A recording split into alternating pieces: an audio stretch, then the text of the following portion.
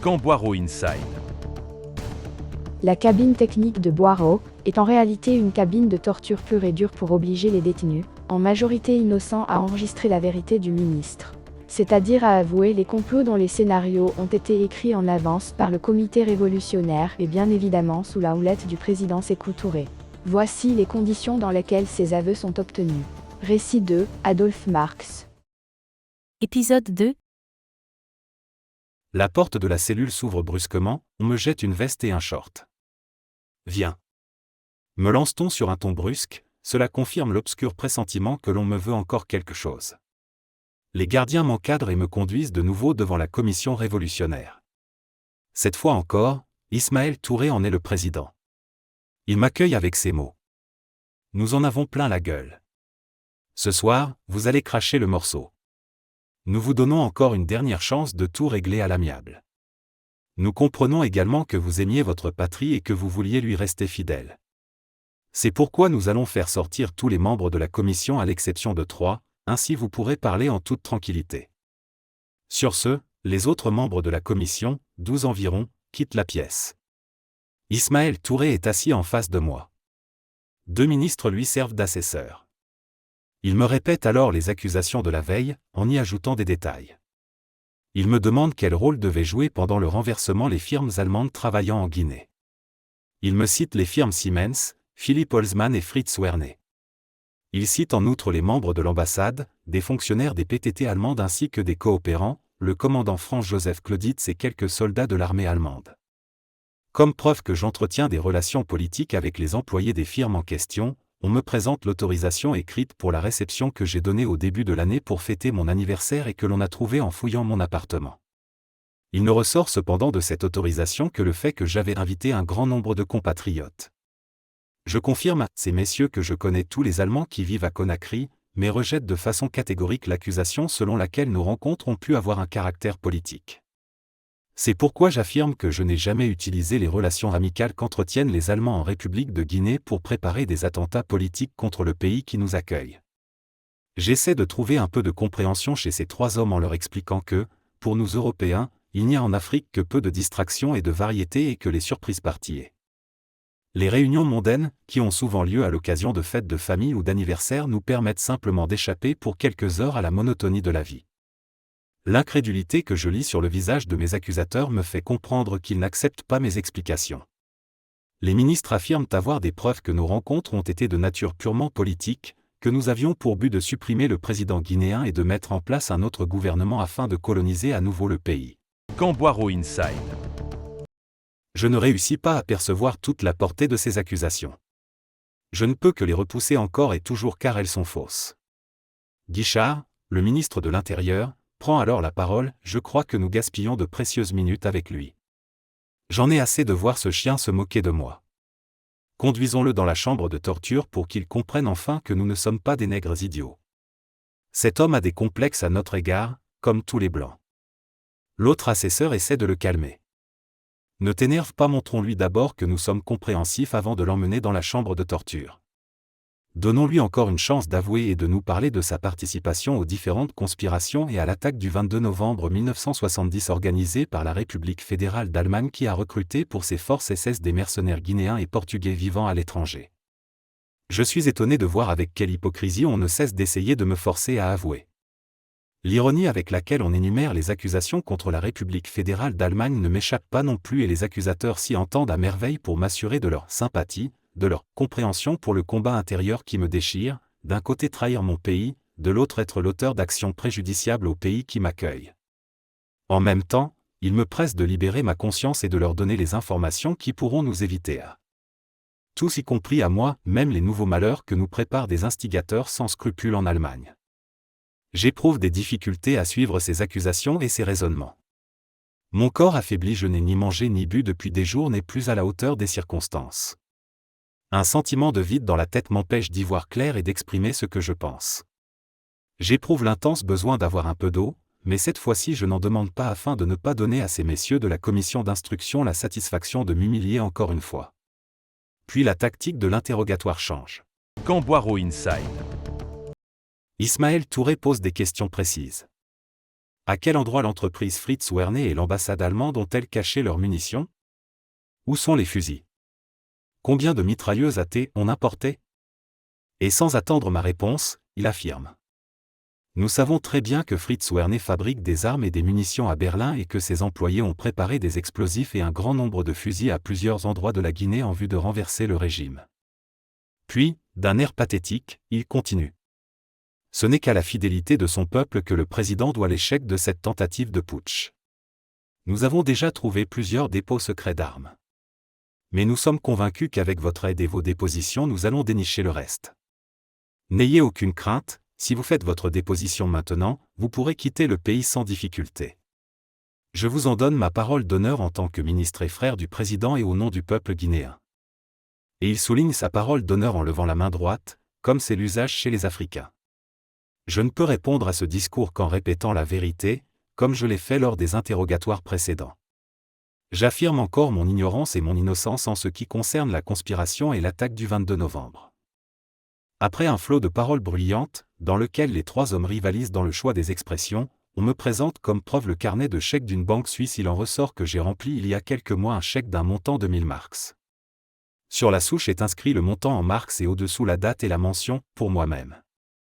Les ministres se réfèrent à la souche de ce chèque et affirment. Nous savons que le montant n'est pas juste mais qu'il s'est agi d'une somme beaucoup plus importante. Monsieur Sebold a tout avoué. Nous voulons simplement confirmation du montant exact du chèque et de la date à laquelle vous l'avez remis à Monsieur Sebold en paiement de ses menées politiques et du recrutement de membres guinéens pour votre organisation SS. Ils veulent également connaître la situation de mon compte en banque en Suisse. Lorsque je leur réponds que je n'ai sur ce compte qu'un solde de 100 à 200 marks environ, ils bondissent et expriment leur mécontentement en y couvrant d'injures et en gesticulant. Bien que je sois conscient du fait que je me trouve dans une situation grave, je ne peux m'empêcher de penser qu'ils seraient peut-être devenus rouges de colère s'ils avaient eu la peau blanche. Il ne m'est pas difficile, vu leurs imprécations et leurs mouvements nerveux, de comprendre ce qu'ils pensent de mes réponses. Alors je leur fais une proposition. Si vous ne me croyez pas, je suis prêt à vous établir une procuration pour que vous puissiez vous informer auprès de ma banque à Zurich de l'état de mon compte. Ce à quoi ils répondent. Ce n'est pas la peine. Sebold a déjà tout avoué, il ne vous sert à rien de nier. Camboiro Inside. La commission d'instruction ne me laisse aucune possibilité de réfuter ces accusations. Lorsqu'ils font de nouveau allusion au talon du chèque, je comprends que la commission veut faire le rapprochement entre la mention « Selbst » que j'ai inscrite à la main sur le talon du chèque, et de plus avec un grand S, ceci tout à fait par hasard et le nom de Sebold. Je leur explique que j'ai établi ce chèque lorsque je me suis acheté un magnétophone au magasin guinéen réservé aux diplomates. Évidemment, on ne me croit pas, et comme mes explications ne correspondent pas à ce que l'on attendait, la colère des trois hommes augmente. Après m'avoir crié de nombreuses injures, menaces et insultes, ils appellent le planton et lui ordonnent de me conduire dans la « chambre technique », la chambre de torture. L'ingénieur Ismaël Touré crie aux soldats qu'on le mette à la machine jusqu'à ce que ce cochon crache le morceau. Non seulement c'est un cochon, mais il a aussi la couleur de peau d'un cochon.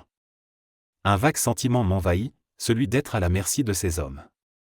Des soldats m'arrachent de mon tabouret et tu tires hors de la pièce. Je crie de toutes mes forces.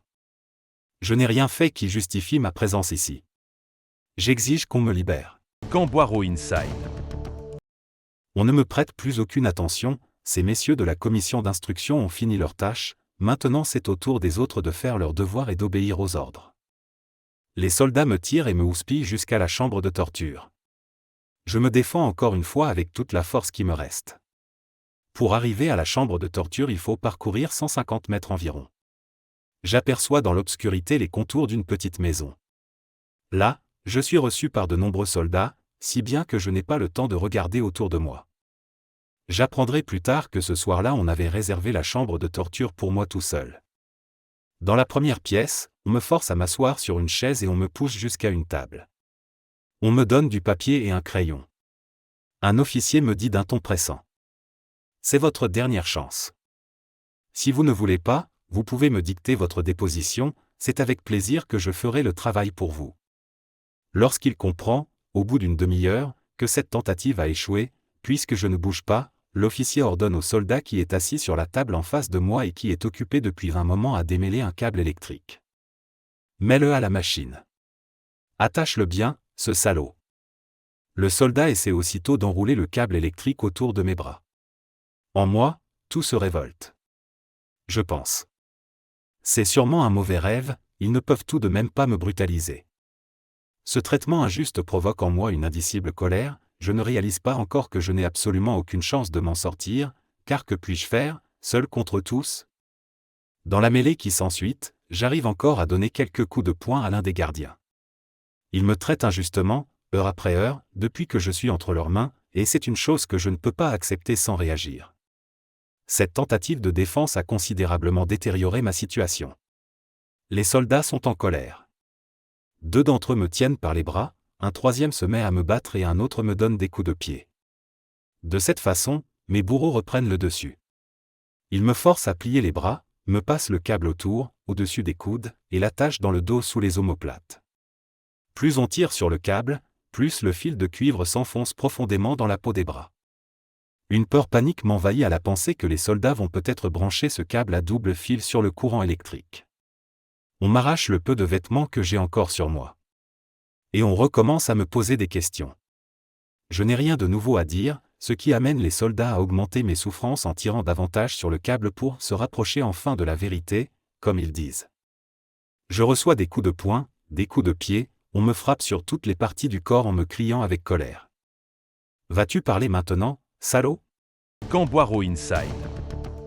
Comme je ne réponds pas, ils s'arment d'un bout de tuyau en caoutchouc et se mettent à me fouetter avec rage. Ces coups m'arrachent des cris, mais quelqu'un me met un chiffon devant la bouche et me crie de me taire. Jusqu'à présent, je pensais que mes bourreaux s'arrêteraient de me frapper en entendant mes cris. Quelle erreur!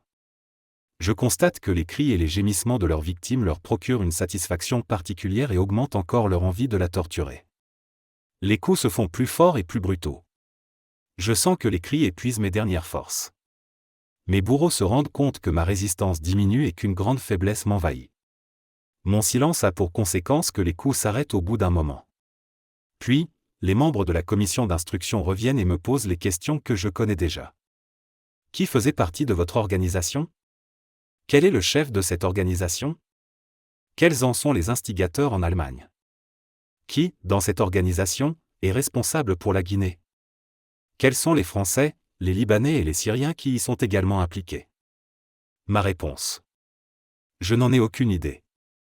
Je ne sais pas de quoi vous parlez provoque de nouveaux coups du planton de garde.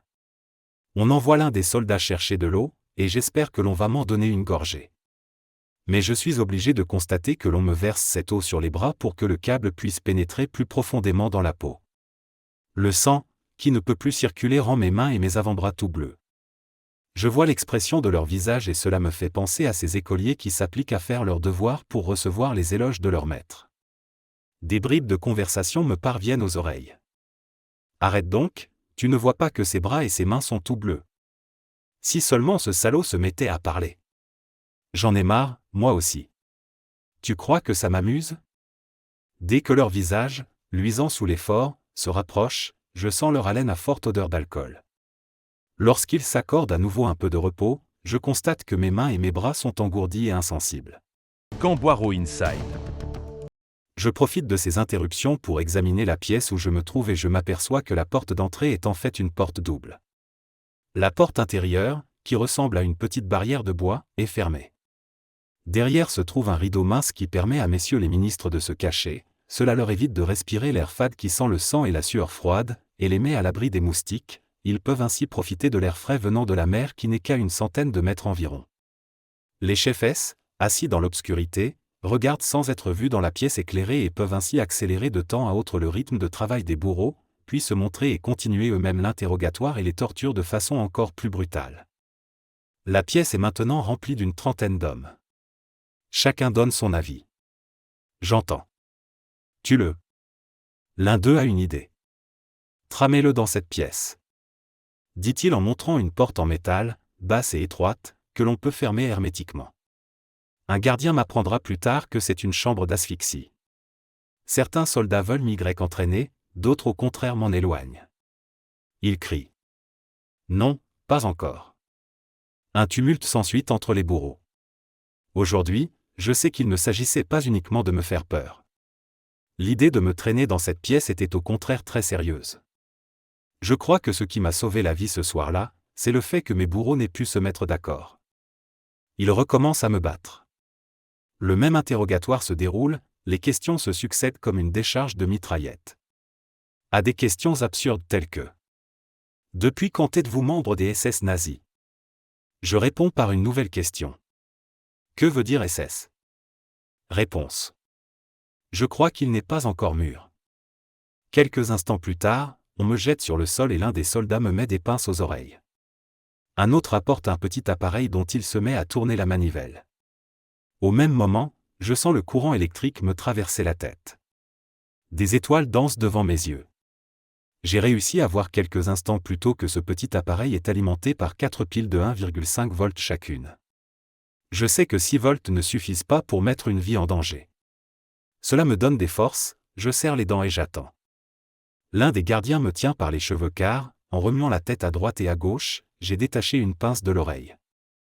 Je ne sais pas combien de temps dure ce supplice, je n'ai absolument aucune idée du temps, aucun moyen de le mesurer, mais dans une telle situation les minutes durent une éternité.